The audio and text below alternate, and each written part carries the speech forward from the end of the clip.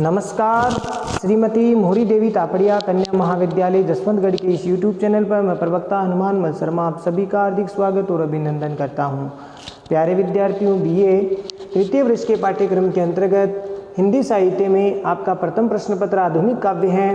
उसमें हम कवि सुमित्रानंद पंत जी की कविता परिवर्तन, जो कि लंबी कविता है, उसके पद हम पढ़ रहे हैं और ये पल्लव काव्य संग्रह में संकलित है। तो प्रस्तुत पद्यांश कवि सुमित्रानंद पंत जी द्वारा रचित पल्लव काव्य संग्रह में संकलित परिवर्तन शीर्षक से उद्धृत है। और इसमें प्यारे विद्यार्थियों, परिवर्तन को सुमित्रानंद पंत जी है, परिवर्तन को अत्यधिक शक्तिशाली बताते हैं। परिवर्तन सबसे शक्तिशाली है, बलवान है और वह समय की इस गतिशीलता के साथ सब पर अपना प्रभाव डालता है। और परिवर्तन पूरी सृष्टि पर, साथ ही साथ प्रकृति पर अपना जो है प्रभाव वो डालता है। तो इसका चित्रण इसमें किया गया है। तो चलिए प्यारे विद्यार्थियों, इसको हम देखते हैं। थोड़ा सा ये पद बड़ा है, इसीलिए आज एक ही पद लेंगे हम।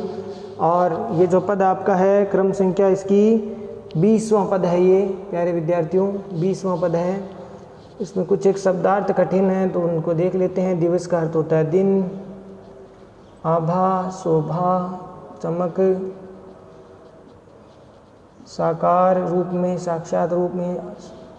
दिगंबर का अर्थ हो गया दिशाओं रूपी वस्त्र, दिशाओं रूपी वस्त्र, ठीक है, ये हो गया इसका दिशाओं रूपी वस्त्र। सहम गया माने डर गया, भयभीत हो गया। और आय जग के करतार यानी सृष्टि के निर्माता, सृष्टि के निर्माता सृजक। प्रातः का अर्थ होता है प्रातःकाल,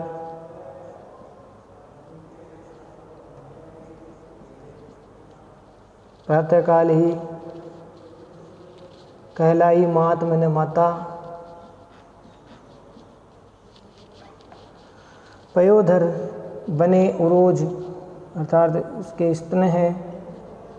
नवजात शिशु के लिए दूध से या दूध की जो धारा है वो बहने लगी, ठीक है ना। उदार होकर के, ममता वात्सल्य से परिपूर्ण होकर के जो है उसके नवजात शिशु के लिए है वो दुग्ध धारा बहने लगी। मधुर उर मने हृदय में, उस कोमल मधुर जो हृदय में। अज्ञात जो इच्छाएं हैं उसमें मृदुल आकार, सुकोमल आकार उसको मिला। देखेंगे अर्थ इसको हम बाद में, थोड़े शब्दार्थ देख रहे हैं। छिन गया हाय गोद का बाल, बाल का अर्थ यहाँ पर नवजात शिशु, नवजात बालक, ठीक है, ये इसका अर्थ हो गया। गड़ी है बिना बाल की नाल, यानी उस बालक की नाल, नवजात जो बालक है उसकी नाल है वो अभी गड़ी हुई है, लगी हुई है, उसका छेदन नहीं हुआ है, ठीक है ना, उसका छेदन नहीं हुआ। अभी तो मुकुट बंधा था माथ, माथ का अर्थ आप जानते हैं मस्तक यानी सिर। और हुए कल ही हल्दी, हल्दी के हाथ अर्थात विवाह हुआ था। खुले भी न थे लाज के बोल, खिले भी चुम्बन शून्य कपोल रहित, कपोल गाल। हाय एक रुक गया यही संसार, बना सिंदूर अंगार, अंगार मैंने जलते कोयले, जलते हुए कोयले के समान, कोयलों के समान। लतिका का अर्थ होता है प्यारे विद्यार्थियों, यहाँ लिख रहा हूँ लता, बेल, ठीक है। सुकुमार माने सुकोमल। और वातहत का अर्थ होता है आंधी तूफान, आंधी तूफान। छिन्नाधार का मतलब जिसका आधार छिन्न गया हो, है ना, अर्थात बेसहारा। अब देखिए प्यारे विद्यार्थियों, अब इसका अर्थ हम देखते हैं। बड़ा पद है तो इसको हम एक ही ले रहे हैं। अरे देखो इस पार दिवस की आभा में साकार, दिगंबर सहम रहा संसार, हाय जग के करतार। प्रात ही तो कहलाई मात, पयोधर बने उरोज उधार। मधुर उर इच्छा की अज्ञात, प्रथम ही मिला मृदुल आकार। छिन्न गया हाय गोद का बाल, पड़ी है बिना बाल की नाल। अभी तो मुकुट बंधा था मात, हुए कल ही हल्दी के हाथ। खुले भी न थे लाज के बोल, खिले भी चुंबन शून्य कपोल। हाय रुक गया यही संसार, बना सिंदूर अंगार। वात हत लतिका वह सुकुमार, पड़ी है छिन्नाधार, पड़ी है छिन्नाधार। तो प्यारे विद्यार्थियों, अब इसमें समय की परिवर्तनशीलता, परिवर्तन का जो प्रभाव है वो किस प्रकार से समस्त जगत पर, समस्त सृष्टि और प्रकृति पर पड़ रहा है, उसका वर्णन या उसका चित्रण इसमें किया गया है। देखिए सुमिरन पंत जी कहते हैं कि अरे लोगों जरा इधर देखो, अरे देखो इस पार, हे लोगों जरा इस ओर देखिए, इस पार देखिए। ठीक है, जरा इस ओर देखिए, अरे देखो इस पार, यानी इस ओर देखिए। लोगों को संकेत कर रहे हैं, कवि कह रहे हैं कि अरे लोगों तुम इस ओर देखिए, देखो इस पार। दिवस की आभा में साकार, कि अभी तो दिन की जो शोभा या चमक है वो साकार रूप में दिखाई दे रही है। दिवस की आभा में साकार, यानी अभी जो दिन है, दिन की शोभा है वो साकार रूप में दिखाई दे रही है। और दिगंबर सहम रहा संसार, और दिशाओं रूपी वस्त्र से ढका हुआ यह संसार। दिगंबर सहम रहा संसार, यानी दिशाओं रूपी वस्त्र से आवर्त या ढका हुआ यह संसार है वो भयभीत हो रहा है, सहम रहा है। किससे सहम रहा है प्यारे विद्यार्थियों? वो परिवर्तन से, समय या काल की गतिशीलता से सहम रहा है। तो यहाँ पर देखिए, दिगंबर सहम रहा संसार, हाय जग के करतार। हाय, कवि कह रहे हैं हाय हे जगत के करतार, हे सृष्टि के निर्माता, तुम्हारा क्या विधान है, क्या नियम है, पता नहीं चलता। तुम्हारा नियम बड़ा कठोर है, तुम्हारा विधान बड़ा कठोर है। तो हाय जगत के करतार, हे जगत के स्वामी, हे जगत के निर्माता, हे सृष्टि के निर्माता, तुम्हारा विधान बड़ा कठोर है। ये कैसा विधान है? देखो क्या विधान है कि प्रातः ही तो कहलाई मात। कोई महिला है, कोई स्त्री है जिसको पहली बार जो है मातृत्व सुख प्राप्त हुआ है, माँ बनी है, तो उसमें इस बारे में बताया है कि प्रातः ही तो कहलाई मात, कि प्रातः काल ही तो उस माता को जो है शिशु की प्राप्ति हुई, एक नवजात शिशु उसको जन्मा है। और वह नवजात जो है जन्मने के कारण माता बड़ी प्रसन्न हुई है कि प्रातः ही तो कहलाई मात, क्योंकि शिशु का जन्म हुआ है तो उसको माता की पदवी मिली है, वो अब माँ कहलाई है। जो स्त्री अब माँ कहला रही है क्योंकि बालक का जन्म हुआ है उसके। पयोधर बने उरोज उदार, और उसके स्तनों से उस नवजात बालक के लिए दूध की धारा स्वतः ही बहने लगी है। अर्थात उस माँ के हृदय, माँ का जो हृदय है उस नवजात बालक के लिए अपनी ममता वात्सल्य से उमड़ पड़ा है और जो दुग्ध धारा के रूप में प्रस्फुटित हुआ है। इस प्रकार से यहाँ पर भाव व्यक्त हुआ है, यानी उसके स्तनों से दूध की धारा स्वतः बहने लगी है। मधुर उर इच्छा की अज्ञात, प्रथम ही मिला मृदुल आकार।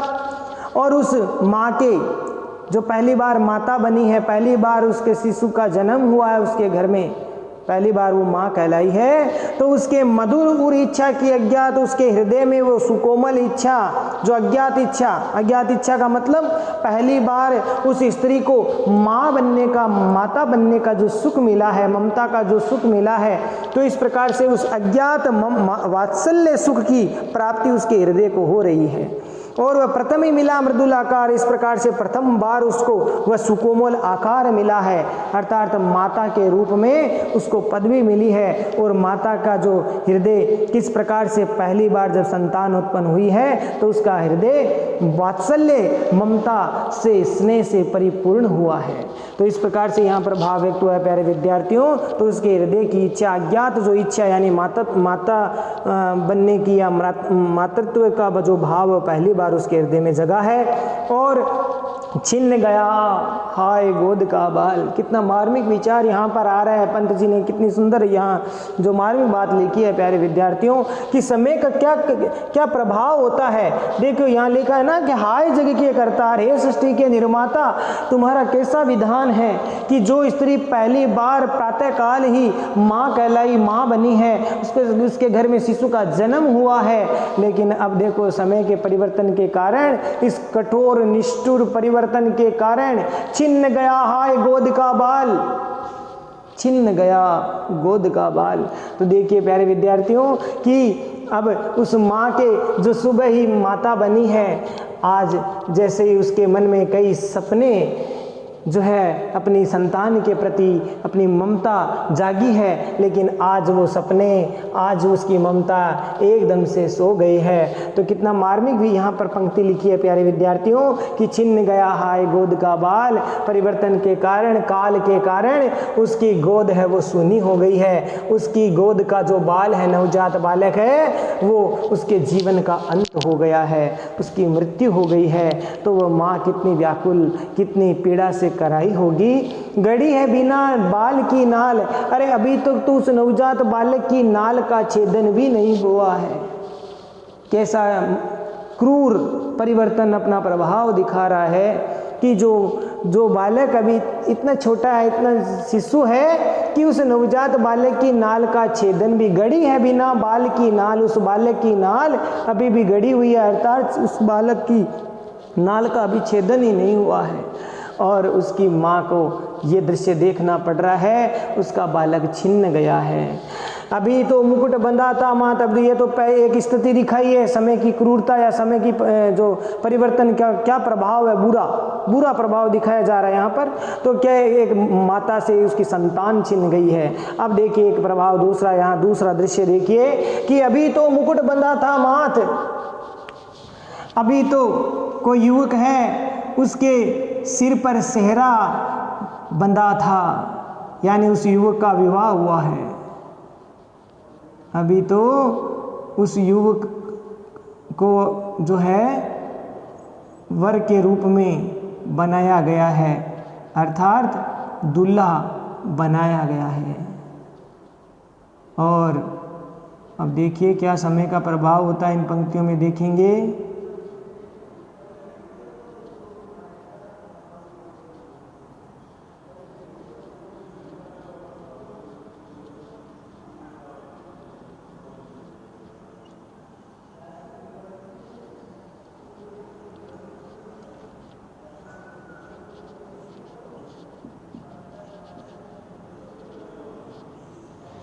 अभी तो उसको सेहरा जो है बांधा है उसके माथे पर।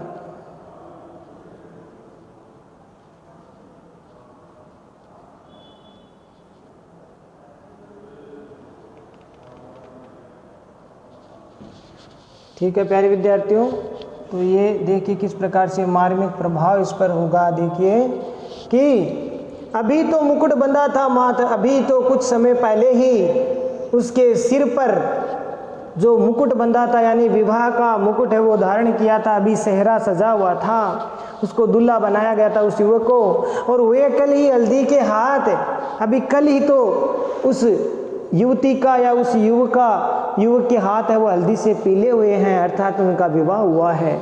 ठीक है, तो वे कल ही हल्दी के हाथ, अभी कल ही तो उनका विवाह हुआ, उनके हाथों को पीला किया हल्दी के हाथ से उस युवती या उस युवक के हाथ पीले हुए हैं, अर्थात उनका विवाह हुआ है। खुले भी न थे लाज के बोल, अभी लोक क्षमा करना, अभी उस स्त्री लज्जा के कारण, उस नवविवाहिता उस स्त्री के लज्जा और शर्म के कारण वह कुछ बोल भी नहीं पा रही है, अर्थात उसके बोल अभी खुले हुए नहीं है, अभी वो जो है शर्म या लज्जा से आकुल रह रही है। खिले भी चुंबन शून्य कपोल, अभी उसके प्रियतम प्रेम भरे, उसके उसके दाम्पत्य जो प्रेम है उससे वो उसके चुंबन शून्य कपोल उसके पड़े हैं। खिले भी चुंबन शून्य कपोल, उस प्रियतम के द्वारा उस अपनी प्रियतमा के जो कपोल है वो चुंबन रहित पड़े हैं। हाय रुक गया यही संसार, बना सिंदूर अंगार, वात हत लतिका व सुकुमार, पड़ी है छिन्नाधार। बहुत मार्मिक दृश्य हैं। हाय रुक गया यही संसार, ये देख करके अचानक से उस परिवर्तन के प्रभाव के कारण सारा संसार वहीं पर रुक गया है। हाय विधि के विधाता, हे सृष्टि के निर्माता, हे करतार, ऐसा कैसा तेरा कठोर विधान है कि सारा संसार वहीं रुक गया है। बना सिंदूर अंगार, उस नव विवाहिता युवती ने जो अभी कल ही जिसका विवाह हुआ है, अभी उसके सिंदूर माथे पर लगा हुआ है और वह सिंदूर अब अंगार के समान जल रहा है। अर्थात कहने का तात्पर्य है कि उसके प्रियतम का, उसके पति का जीवन का अंत हो गया है और वह सिंदूर जो है अंगारे की भांति जो है जला रहा है। इस प्रकार का भाव यहाँ पर व्यक्त हुआ है। बना सिंदूर अंगार, वो सिंदूर उस विवाहिता स्त्री का सिंदूर अंगारे के समान जलन है वो पैदा कर रहा है। या जैसे ही उस युवक का जो जीवन का अंत हो गया है, उसकी मृत्यु हो गई है और वह स्त्री विधवा हो गई है, वेदव्य का दुख पीड़ा है वो झेल रही है। वात हत लतिका वह सुकुमार, पड़ी है छिन्नाधार, वह नवविवाहिता जो युवती है, वो स्त्री है, वो आंधी में जैसे बेल, सुकोमल बेल जैसे छिन्ना आधार बेसहारा पड़ जाती है। जैसे तेज आंधी तूफान में जैसे बेल बेसहारा होकर के, धराशायी होकर के गिर जाती है, धरती पर पड़ जाती है, ठीक उसी प्रकार से उसका जीवन में उसको कोई अब सहारा नहीं है, उसके जीवन का आधार छिन्न गया है। प्यारे विद्यार्थियों, बहुत मार्मिक बात कही है कि वात हत लतिका, उपमा देखो, वात हत लतिका वह सुकुमार, पड़ी है छिन्नाधार, आंधी तूफान से ग्रस्त जैसे कोई बेल या लता, जिस प्रकार से सुकोमल कोई बेल और लता है, आंधी तूफान के प्रभाव से धरती पर गिर पड़ी है छिन्नाधार बेसहारा होकर के, ठीक उसी प्रकार से उस नव विवाहिता स्त्री की जीवन में हो रहा है। उसके जीवन, उसके प्रियतम का अंत हो गया है, उसके प्रियतम का जीवन अंत हो गया है। इस कारण से वह बेसहारा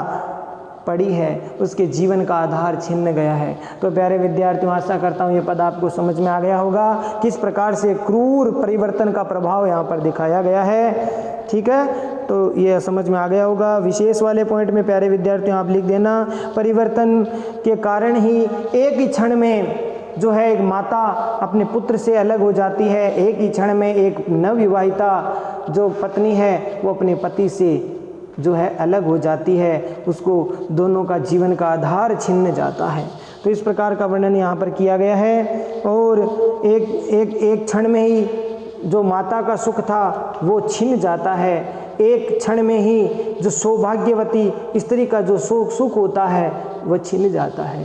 तो इस प्रकार से परिवर्तन का कठोर यहाँ पर व्यवहार है वो हुआ है, प्रहार यहाँ पर हुआ है। अलंकारों की बात करें तो प्यारे विद्यार्थियों यहाँ पर अनुप्रास, रूपक और उत्प्रेक्ष अलंकार का प्रयोग किया गया है। अनुप्रास, रूपक और उत्प्रेक्ष अलंकार भाषा तत्सम शब्दावली से युक्त रचना है, भावानुरूप है, छायावादी शैली का प्रयोग किया गया है। इस प्रकार से आप विशेष वाले पॉइंट में लिख देना। तो आशा करता हूँ प्यारे विद्यार्थियों ये जो पद आपको समझ में आ गया होगा। तो प्यारे विद्यार्थियों आज के लिए बस इतना ही। अगले वीडियो में हम फिर हाजिर होंगे परिवर्तन कविता के आगे के पदों को लेकर के। अभी तक इनके 20 ही पद हुए हैं प्यारे विद्यार्थियों, इसमें लगभग 30-32 पद हैं, तो उनकी व्याख्या हमें करनी है।